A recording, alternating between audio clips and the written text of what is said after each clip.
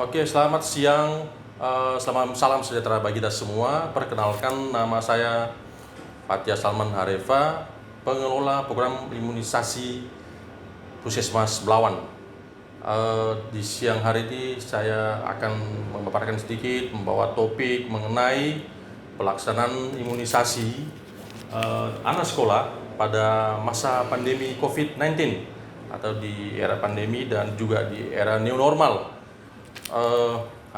Saya akan menceritakan apa yang menjadi latar belakang kita melakukan imunisasi di bulan September dan bulan November nanti mengenai imunisasi anak sekolah. Next. Pertama, saya menyampaikan pengertian COVID-19 adalah penyakit menular yang disebabkan oleh virus yang bernama SARS-CoV-2 atau sering disebut virus corona. Virus ini menyerang sistem saluran pernapasan dan mudah menular dari satu orang ke orang lain. Dan ini digolongkan dalam bencana non alam yang ditetapkan oleh WHO di bulan Maret 2020. Tren kasus konfirmasi COVID-19 di Indonesia itu terutama di Sumatera Utara semakin meningkat. Belum dipastikan kapan pandemi ini akan berakhir. Dan tentunya ini sangat berdampak juga terhadap program imunisasi, baik imunisasi balita dan juga imunisasi anak sekolah. Dan bagaimana dampaknya? Tentunya semakin turun tingkat kekebalan komunitas terhadap PD3I. PD3 adalah penyakit yang dapat disebabkan oleh yang dapat dicegah oleh imunisasi. Nah, jika pelayanan imunisasi dihentikan, maka kesempatan anak untuk mendapatkan perlindungan dari penyakit yang dapat dicegah dengan imunisasi ini akan berkurang. Dan hal ini tentu meningkatkan risiko terjadinya kejadian luar biasa PD3I. Tentunya ada tren yang bisa kita lihat di sini, ada penurunan tingkat kekebalan terhadap PD3I itu bisa sampai 50% di kondisi pandemi kalau ini tidak kita lakukan imunisasi. Next. Adapun program imunisasi di era COVID-19 yang sudah ditetapkan oleh Kemenkes berdasarkan jurnis dan juga surat edaran yang sudah diedarkan bahwa secara operasional pelayanan imunisasi baik di Puskesmas, Posyandu dan Puskesmas Sililing mengikuti kebijakan pemerintah daerah setempat dengan mempertimbangkan situasi epidemiologi COVID-19, cakupan imunisasi rutin dan situasi epidemiologi PD3I. Mengingat imunisasi merupakan upaya untuk memberikan kekebalan atau imunitas spesifik terhadap penyakit yang dapat dicegah dengan imunisasi pada anak, maka imunisasi tidak boleh dihentikan walau di tengah wabah COVID-19 sekalipun, tentunya dengan memperhatikan prinsip pencegahan dan pengendalian infeksi dan juga jaga jarak aman 1-2 meter.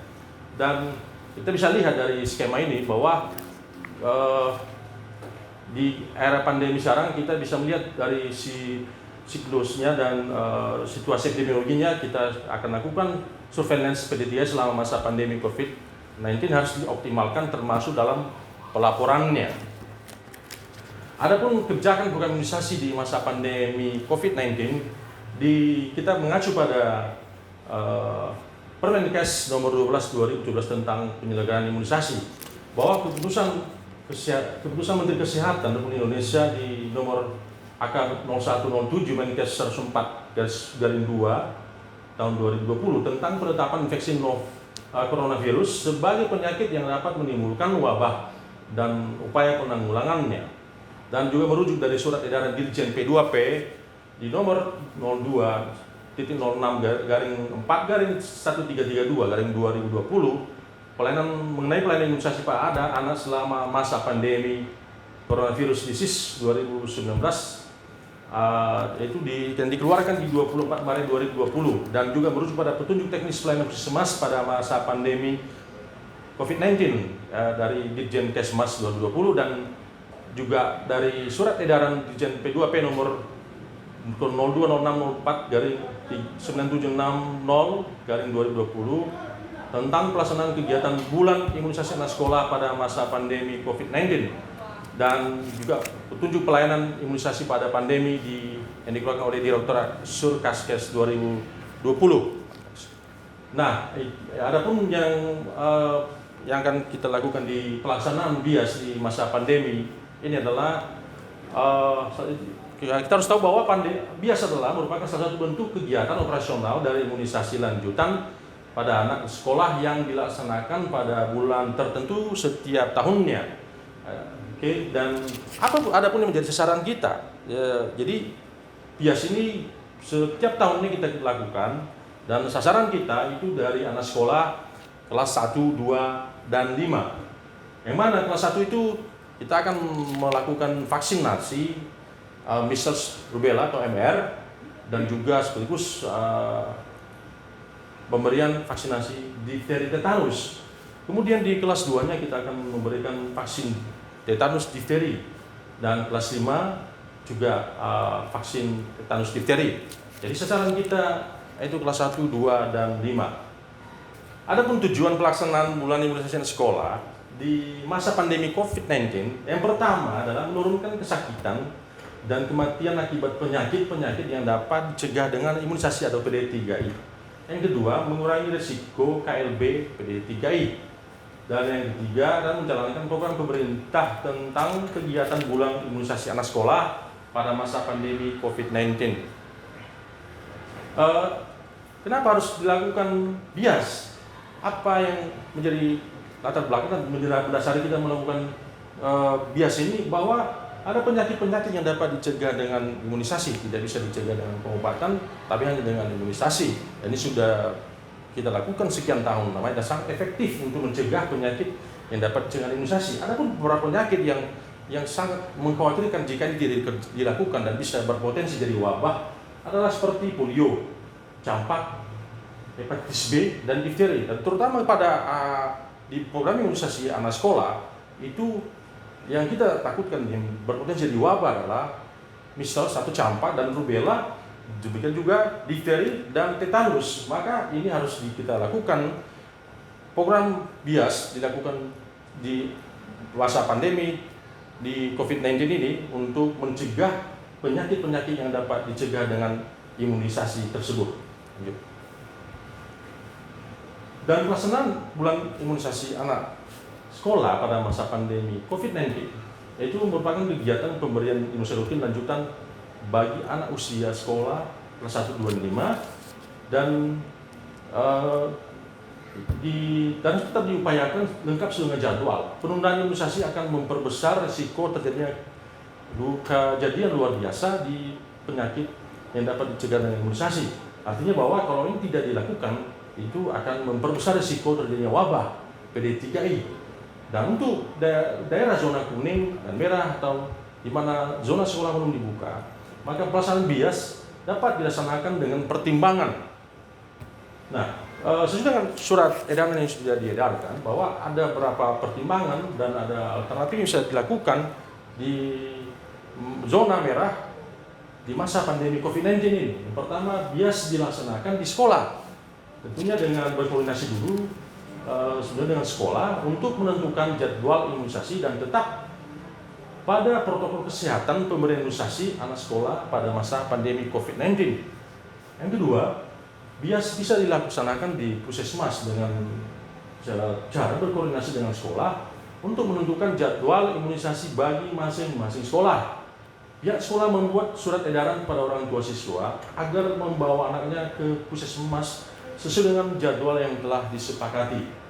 Dan yang ketiga, alternatif ketiga, bahwa BIAS bisa juga dilaksanakan melalui puskesmas keliling. Bila kegiatan imunisasi tidak terlaksana di sekolah ataupun di puskesmas, atau sasaran berada di wilayah yang sulit dijangkau, maka dapat dilakukan pelayanan kesehatan yang bersifat bergerak atau mobile.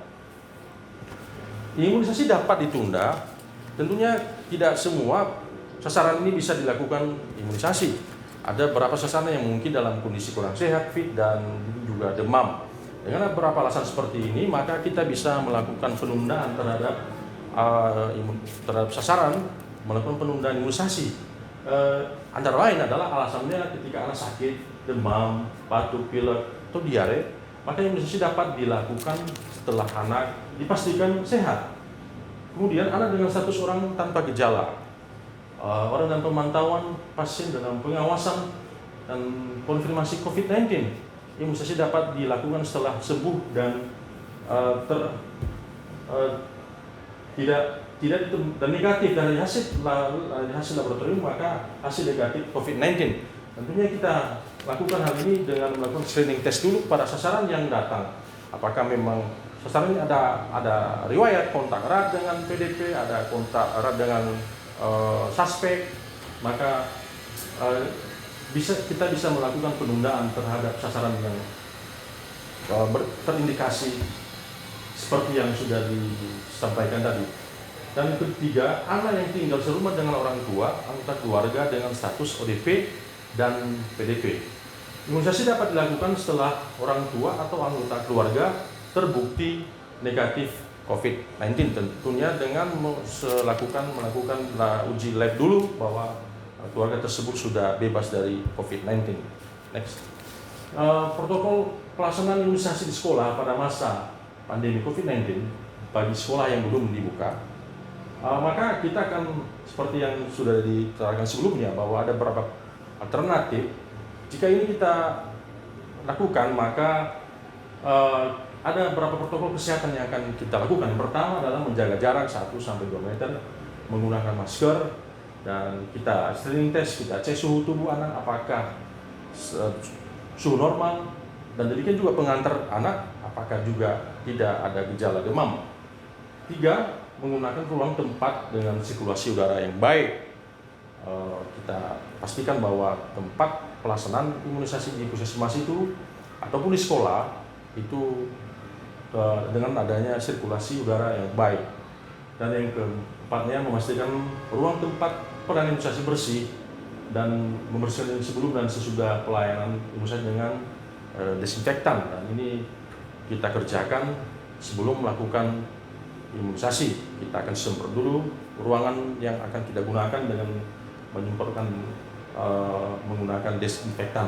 Dan yang kelima, tersedia fasilitas mencuci tangan pakai sabun di air mengalir dan atau hand sanitizer.